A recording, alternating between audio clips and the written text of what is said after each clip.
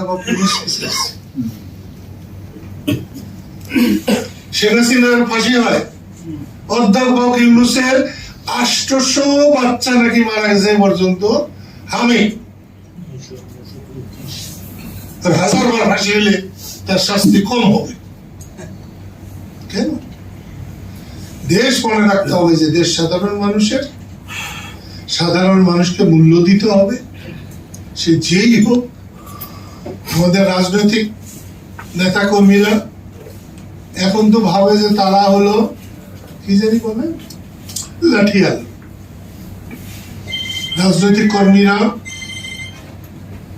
মানুষের সেবক, দেশের সেবক।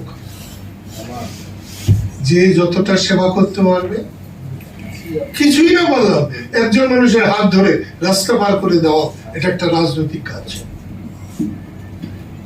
আমি আবার আপনাদের ধন্যবাদ জানাই, এত আল্লাহর কাছে কৃতজ্ঞতা জানাই যে আমাকে ঠিক সময় একবার সুযোগ করে দিয়েছেন। আপনারা আমি যা নই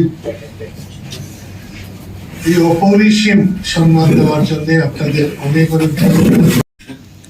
এই আন্দোলনে সবার ভূমিকা ছিল, সবার ভূমিকা ছিল। আমি তো সেই 99 সাল থেকে আলাদা দল করে আমি যে কাজ করছি, তাহলে আমার ভূমিকা নেই,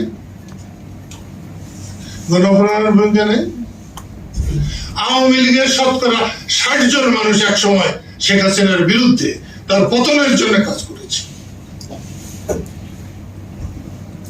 যারা 24-এ এই গণ আন্দোলনের নেতৃত্ব করেছেন, তারা তো জাতির জন্য ক্ষতি করলেন। ভবিষ্যতে স্বৈরাচার যারা হবে তাদের উৎখাতের জন্য সাধারণ মানুষ নেমে আসবে না।